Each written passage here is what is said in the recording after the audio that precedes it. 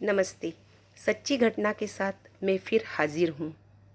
एक बहुत पुराना कॉलेज होगा, करीब 150-200 साल पुराना, और बना हुआ भी सिटी से दूर, रिमोट एरिया में, जहाँ आसपास सब जंगल ही जंगल। दूर दूर से स्टूडेंट्स वहाँ पढ़ने आया करते थे। और ये करीब 5-6 साल पुरानी घटना है। कॉलेज में पार्टी थी, दिवाली पार्टी थी, तो सभी उसमें लगे हुए थे दिवाली पार्टी में।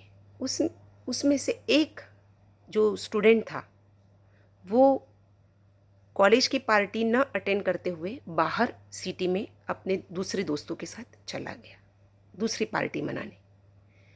अब वो रात को लौटा, उसने खूब ड्रिंक की हुई थी, होश में नहीं था।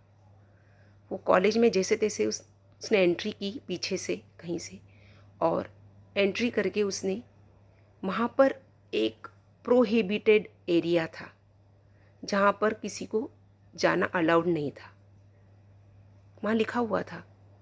अब इसको तो होश नहीं था, इसने ड्रिंक किया हुआ था, तो ये उस प्रोहिबिटेड एरिया में चला गया और उस एरिया में जाके अंदर जाकर एक पेड़ के नीचे इसने यूरिन पास कर दी।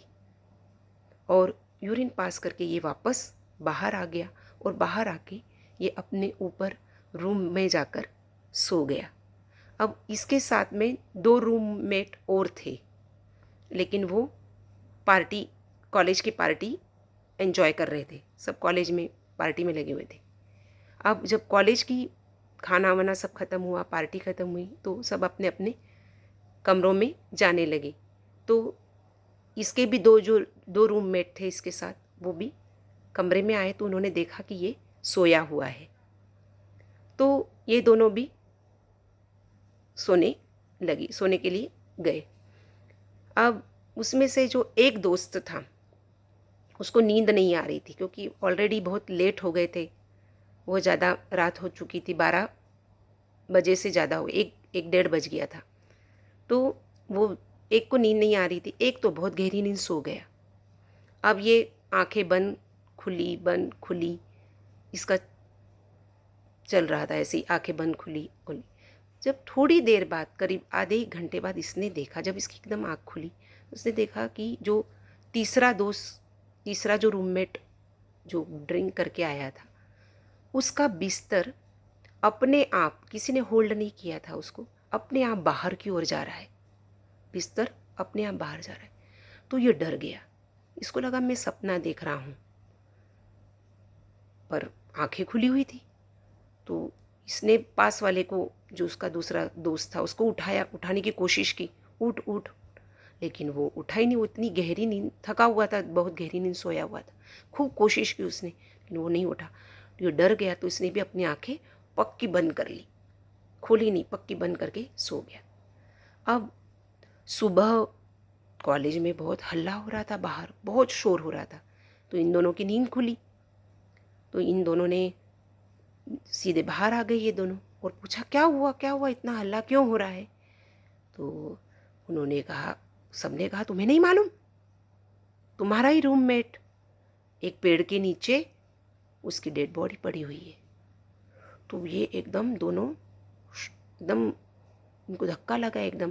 तो वो जो दोस्त था, जिसने रात को बिस्तर बाहर जाते हुए देखा, उसने फिर कहा कि हाँ, मैंने रात को इसके बिस्तर को बाहर जाते हुए देखा था, और मैंने इसको खूब उठाया भी, मेरे पास वाले को, लेकिन ये इतनी गहरी नींद सो रहा था कि ये उठा ही नहीं। बहुत कोशिश की और मैं भी बहुत डर गया।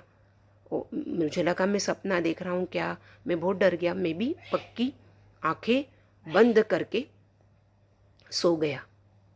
तो ऐसा भी होता है।